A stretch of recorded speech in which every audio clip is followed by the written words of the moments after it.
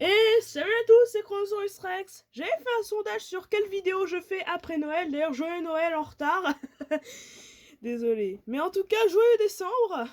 Mais du coup, j'avais fait un sondage et il n'y a eu qu'une seule personne qui a voté. Et elle a voté pour l'épisode 4 de Créatures du passé.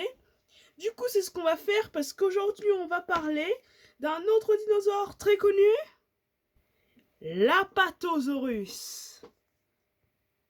Donc, Apatosaurus.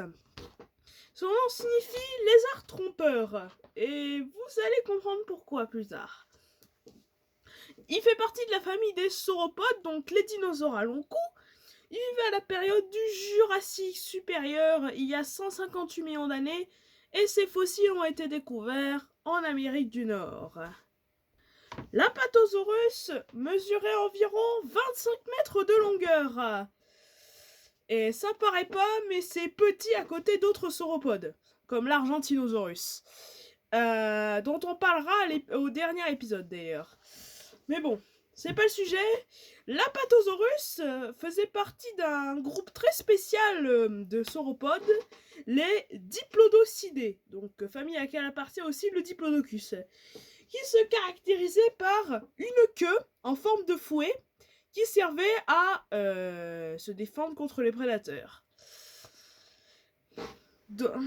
Et niveau poids, on parle quand même d'une bestiole d'à peu près 40 tonnes. Ouais, ni plus ni moins. L'Apatosaurus se caractérisait également par une dentition en forme de peigne, qui était donc à arracher les feuilles plus facilement, mais ça ne lui permettait pas de mâcher. Donc du coup, il avalait des cailloux appelés gastrolites qui facilitaient sa digestion. Ouais. Et d'ailleurs, d'autres animaux l'utilisent encore aujourd'hui, mais c'est pas le sujet. L'Apatosaurus côtoyait l'allosaure dont j'ai courtement parlé dans le deuxième épisode et le Stégosaurus. Quoi dire d'autre? L'Apatosaurus était parmi les plus grands herbivores de son époque, encore plus grand que le stégosaure. Il était capable de tout piétiner sur son passage, même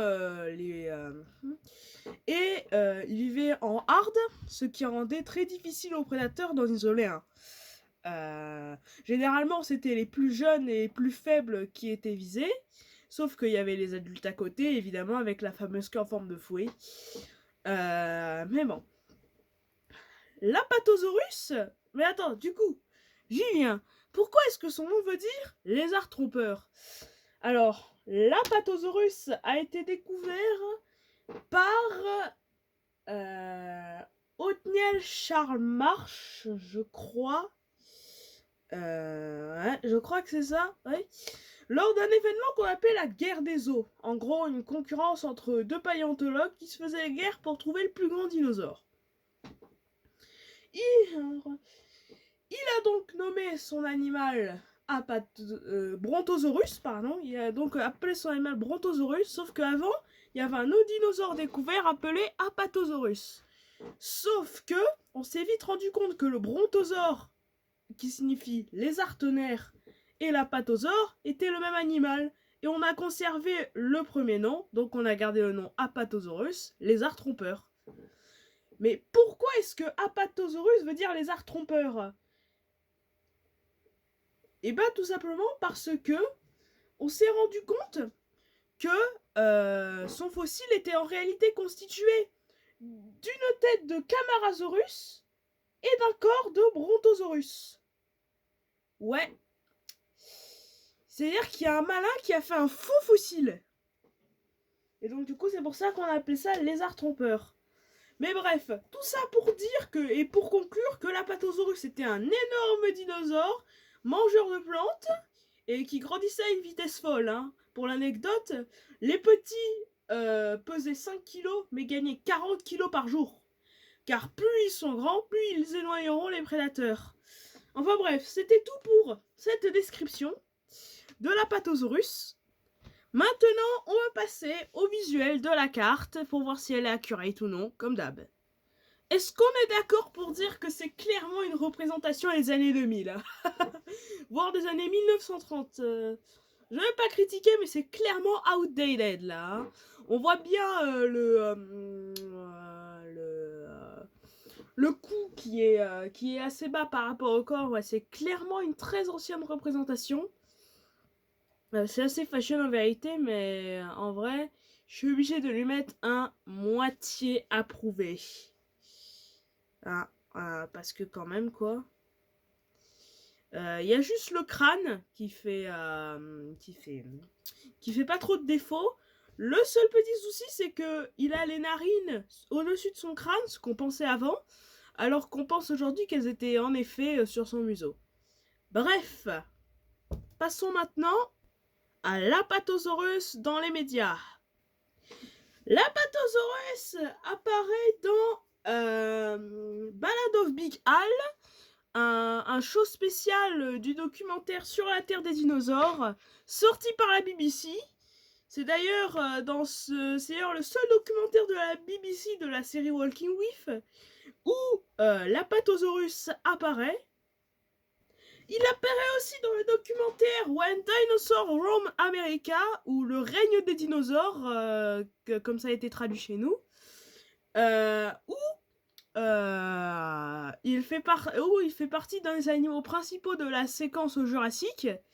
Malheureusement, il y en a un qui va servir de pâté à un allosaure. Aïe. Niveau film et série, je peux pas skipper Fantasia et le petit dinosaure, vraiment. Parce que c'est clairement, dans les films et séries, les deux apparitions les plus notables. Et de celles que je connaisse. Hein. Pourquoi je dis ça? Eh ben, parce que la plupart du temps, c'est soit des Brachiosaurus, soit des Diplodocus. À la limite, le dernier que je pourrais noter dans film-série, c'est dans Jurassic World, sorti en 2015. Et aussi dans le roman Jurassic Park de Michael Crichton, où il est là à la place des brachiosaures. Donc maintenant, passons aux jeux vidéo. Niveau jeux vidéo, il apparaît dans le jeu Prior Extinction, un jeu sur Roblox où vous incarnez des dinosaures. Et vous survivez dans un environnement très stylé. Il apparaît aussi dans le jeu de gestion Prehistoric Kingdom, où d'ailleurs il est représenté avec le Brontosaurus comme deux espèces distinctes, alors que ce n'était pas le cas. Il apparaît aussi dans le jeu vidéo Fossil Fighters Champions, et aussi dans le jeu d'arcade Le Monde Perdu, où il est dans l'acte 2 du jeu. Ouais, ce truc va... Si vous faites rien, ce truc va littéralement vous mettre un coup de queue sur votre voiture. Vous allez avoir un accident. Ouais, vaut mieux le battre avant. C'est un jeu d'arcade. Hein. Après ces paroles un peu cheloues, désolé d'avance, c'est tout pour cet épisode. La prochaine fois, on va s'intéresser à un animal aquatique très peu connu. Ciao, ciao!